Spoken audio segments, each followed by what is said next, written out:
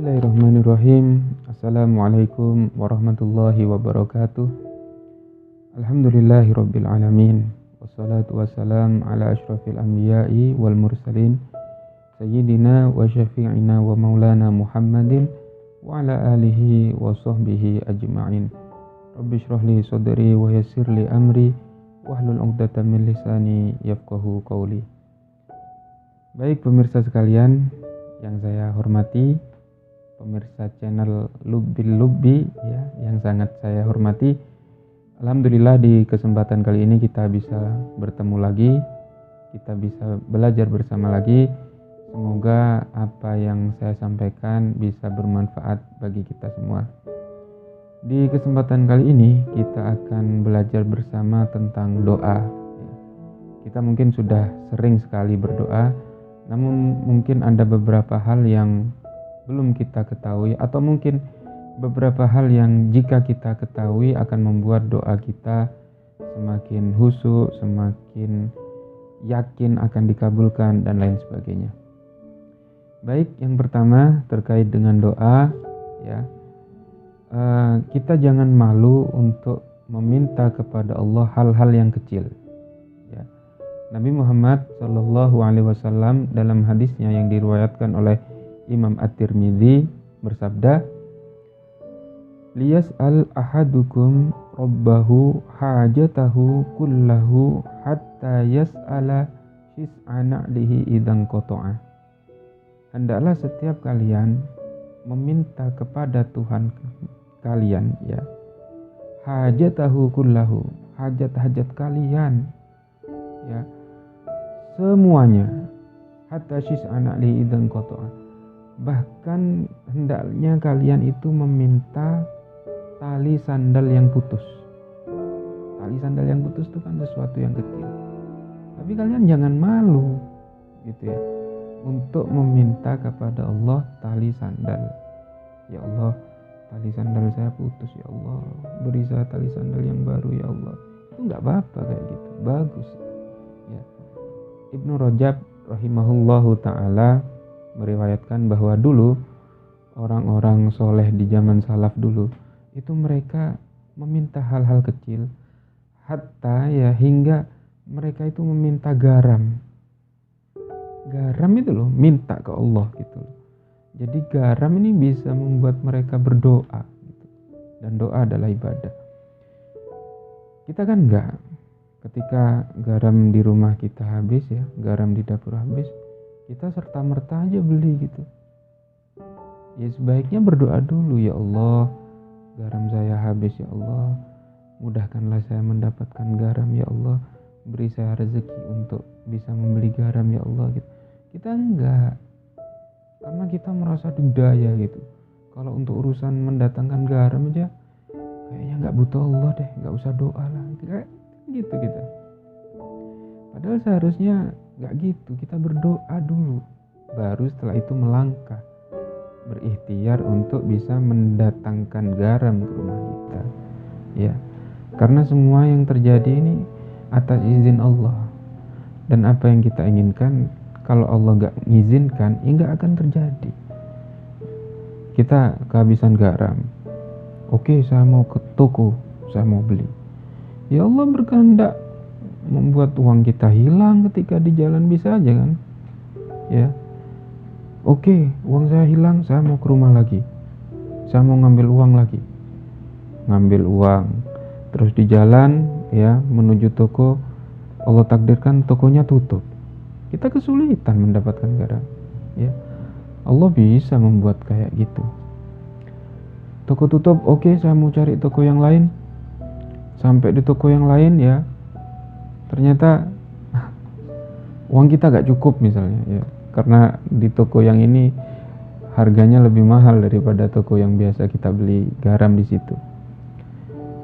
Akhirnya kita kesulitan lagi dapat garam. Oke, uang saya gak cukup, saya mau ke ATM. Sampai di ATM ternyata mesin ATM-nya lagi kosong. Bukan saldo kita yang kosong, tapi uang di mesin ATM itu ternyata kosong. Kita kesulitan lagi mendapatkan garam. Bisa aja karena Allah mengatur demikian gitu.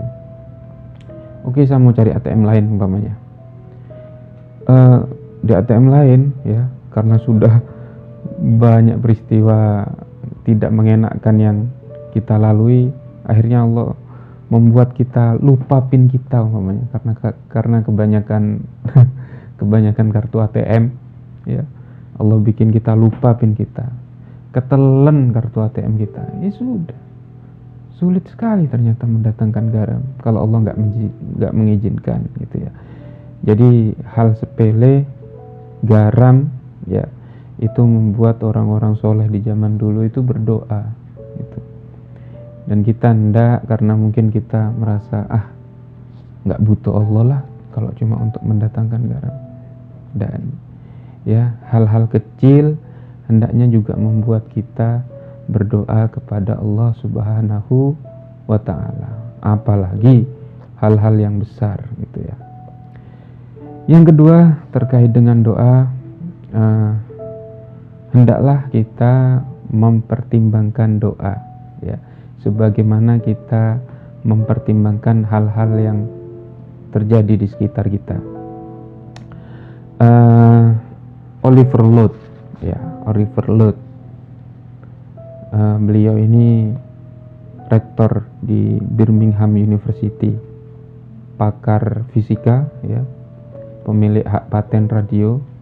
Beliau mengatakan hendaknya kita mempertimbangkan doa dalam menyimpulkan sesuatu, atau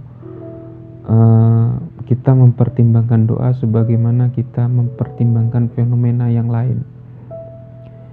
Contohnya gini, saya kan tinggal di Bojonegoro ya. Saya mau ke Lamongan misalnya, berangkat jam 12 siang. Kemudian ditanya sama teman saya, Van, nanti nyampe Lamongan jam berapa? Biasanya sih 2 jam perjalanan. Ya saya nyampe Lamongan jam 2 lah ya, berangkat jam 12. Bukannya di Babat itu macet ya, 1 kilometer ya macetnya. Kemudian oh iya ya, di Babat macet ya. Ya berarti mungkin jam 2:30 lah saya nyampe Lamongan ya. Itu kan ada 2 hal yang kita pertimbangkan. Pertama, kita mempertimbangkan pengalaman. Biasanya 2 jam ya, kita mempertimbangkan pengalaman. Yang kedua, kita mempertimbangkan keadaan macet ya. Akhirnya kita membuat kesimpulan yang berbeda menjadi 2:30, nggak jadi menyimpulkan jam 2 nyampe Lamongan. Nah, hendaknya kita tuh juga mempertimbangkan doa. Jadi kalimatnya gini, insya Allah saya nyampe Lamongan itu jam 2:15. Pertimbangan saya biasanya 2 jam ya, jadi jam 2 nyampe. Tapi karena ini macet ya, ada kemacetan di Babat, berarti 2:30 lah saya nyampe. Tapi saya berdoa ke Allah, semoga macetnya gak terlalu panjang. Nah karena doa itu saya berani nyimpulkan ya, insya Allah jam 2:15 lah saya nyampe Lamongan. Jadi setidaknya doa tuh jadi pertimbangan gitu loh. Atau mungkin siswa yang ujian gini, saya tahu kemampuan saya, dan saya tahu prediksi soal yang keluar di ujian besok. Kira-kira saya dapat 90 lah ujian besok. Itu ya, mempertimbangkan kemampuan dirinya. Tapi dosen besok itu baik kok. Mungkin salah-salah sedikit gitu dimaafkan. Dia mempertimbangkan guru atau dosennya. Ya saya mungkin dapat 93 lah. Tapi saya berdoa ke Allah semoga saya dapat nilai di atas 95. Saya membuat kesimpulan kayaknya nilai saya besok 96 gitu. Jadi doa itu diperhitungkan gitu loh, menjadi sesuatu yang diperhitungkan, bukan sesuatu yang diabaikan gitu ya. Itu yang nomor 2. Kemudian yang nomor 3, kita harus yakin bahwa doa kita akan dikabulkan oleh Allah Subhanahu wa ta'ala. Karena Allah yang menjamin bahwa doa akan dikabulkan. Ud'uni astajib lakum. Kemudian di hadis qudsi dikatakan, ya ibadi kullukum dhallun illa man hadaituhu. Wahai hamba-hambaku, kalian semua itu tersesat. Kalian semua itu berada di dalam kegelapan. Illa man hadaituhu, kecuali yang aku beri hidayah. Fastahduni, maka mintalah hidayah kepadaku. Kalau kalian sudah minta hidayah kepadaku, ahdikum, aku akan memberi hidayah. Itu kepastian dari Allah Subhanahu wa ta'ala. Allah yang nyuruh kita minta kepadanya, maka Allah pula yang akan menjamin bahwa doa kita akan dikabulkan. Di kalimat berikutnya, ya ibadi kullukum ja'i'un illa man at'amtuhu fastat'imuni at'imkum. Wahai hambaku, kalian semua itu kelaparan, kecuali yang aku beri makan, maka mintalah makan kepadaku, aku akan beri makan. Gitu ya. Jadi ada jaminan dari Allah. Gimana caranya? Ya minta, fastat'imuni, minta. Kalau nggak minta ya nggak saya kasih. Itu ada nggak minta tapi dikasih? Kata siapa nggak minta? Yas'aluhu man fis samawati wal ardh. Semua yang di bumi, semua yang di langit itu minta kepada Allah. Di surat Ar-Rahman ya. Mungkin memang lisan mereka tidak mengatakan ya ilahi, ya Rabbi, Allahumma in, enggak. Tapi hakikatnya mereka itu meminta. Kata para ulama ketika menafsirkan ayat ini, ya, ayat di surat Ar-Rahman ini, sebetulnya jantung mereka minta oksigen, ya. Sebetulnya mereka itu memang lisan mereka tidak meminta kepada Allah, tidak berdoa kepada Allah. Tapi hakikatnya ya, eksistensi mereka itu meminta kepada Allah. Kemudian kenapa kita merasa tidak yakin atau kurang yakin bahwa doa kita akan dikabulkan oleh Allah Subhanahu wa ta'ala? Mungkin bisa jadi karena kita tidak merasa dekat kepada Allah Subhanahu wa ta'ala, merasa bahwa Allah itu jauh sekali gitu.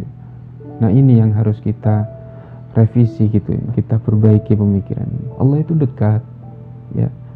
Nabi Soleh berkata ya, yang diabadikan di dalam Al-Qur'an, inna rabbi qaribun mujibun ya. Sesungguhnya Tuhanku itu sangat dekat dan sangat mengabulkan doa. Kemudian Nabi Nuh ya berkata, fala ni'mal mujibun. Allah adalah sebaik-baiknya pengabul doa atau penjawab doa gitu ya, di dalam surat As-Saffat. Ada lagi di surat Al-Baqarah ya, ayat 186 ya. Di ayat 186 Allah Subhanahu wa ta'ala berfirman, wa idza sa'alaka ibadi anni fa inni qarib. Jika hambaku bertanya kepadamu wahai Nabi Muhammad tentang diriku, maka jawablah, aku dekat ya. Ayat ini menarik ya. Kalau kita bandingkan dengan beberapa ayat lain di surat lain ataupun di surat Al-Baqarah juga ada, di dalam Al-Quran itu ada beberapa ayat yang diawali dengan yas'alunaka, mereka bertanya kepadamu, mu itu Nabi Muhammad. Dan setelah redaksi pertanyaan mereka, pasti di situ ada kul, katakanlah gitu ya. Jadi mereka bertanya titik, maka katakanlah atau jawablah, dan seterusnya. Contohnya di ayat 215 ya. 215. Yas'alunaka madza yunfikun.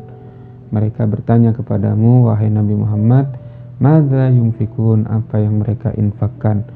Qul ma anfaqtum min khairin falil walidaini, maka jawablah gitu ya.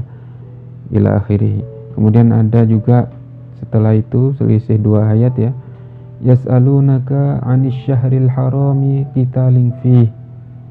Sama setelah itu Qul qitalun fihi kabir. Yas'alunaka 'anil khamri wal maisir. Qul fihima itsmun kabir wa manafi'u lin-nas ila akhirih. Yas'alunaka madza yunfiqun. Qul al-'afwa, gitu kan. Wa yas'alunaka 'anil mahid. Qul huwa adza. Mereka bertanya kepadamu wahai Nabi Muhammad tentang darah haid, ya. Qul, jawablah, huwa adza. Itu adalah kotoran. Yas'alunaka 'anil anfal. Mereka bertanya kepadamu tentang harta rampasan perang. Qul al-anfalu lillahi war rasul. Yas'alunaka 'anir ruh. Qul ar-ruhu min amri rabbi. Nah, ini juga mereka bertanya atau dia bertanya cuma pakai fi'il madhiyah. Wa idza sa'alaka ibadi anni. Dan jika hambaku bertanya kepadamu wahai Nabi Muhammad. Nah, ini menariknya di sini nggak pakai kul, nggak ada kulnya, ya, nggak ada jawablah wahai Nabi Muhammad anni fa inni qarib, jawablah fa inni qarib, enggak. Jadi seakan-akan kalau di ayat-ayat yang lain itu Allah menyuruh Nabi Muhammad untuk menjawab, di ayat ini seakan-akan Allah sudah, saya sendiri yang jawab. Fa inni qarib, aku dekat. Jadi ayat ini menarik, ya. Bukan hanya menerangkan bahwa Allah itu dekat, ya, dari segi artinya, tapi dari segi susunan kata-katanya juga menunjukkan bahwa Allah itu dekat. Nggak ada kulnya itu. Nggak menyuruh Nabi Muhammad untuk menjawab, tapi Allah sendiri yang menjawab. Itu kan berarti dekat, gitu ya. Nggak ada perantara lagi. Ujibu da'watad da'i idza da'an. Aku mengabulkan doa pendoa jika ia berdoa. Ini menarik sekali, ya. Jadi seakan-akan Allah mengatakan bahwa ada orang yang berdoa tapi hakikatnya dia tidak berdoa, ya. Di dalam hadis dikatakan bahwa ada orang yang mengangkat tangannya, ya Rabbi gitu, ya. Ya muddu yadaihi ila sama, gitu. Jadi berdoa dengan tangan yang sangat tinggi gitu, mengangkat tangan sangat tinggi, tapi nggak dikabulkan sama Allah, ya. Hadis ini menerangkan ayat tadi, ada orang yang berdoa tapi hakikatnya dia tidak berdoa. Kenapa nggak dikabulkan sama Allah? Mat'amuhu haram, makanannya haram. Wa mashrabuhu haram, minumannya haram, ya. Fa anna yustajabulah, dia terisi dengan sesuatu yang haram, ya. Makanannya haram, minumannya haram, malbasuhu haram, pakaiannya haram. Fa anna yustajabulah, gimana mau dikabulkan, ya. Memang kayaknya dia berdoa padahal dia tidak berdoa. Kenapa? Karena makanannya haram, minumannya haram, pakaiannya haram. Semoga kita dijauhkan dari segala yang haram, sehingga ketika berdoa Allah mengabulkan doa-doa kita. Demikian yang bisa saya sampaikan, semoga bermanfaat. Hadanallahu wa iyyakum ajma'in. Wassalamualaikum warahmatullahi wabarakatuh.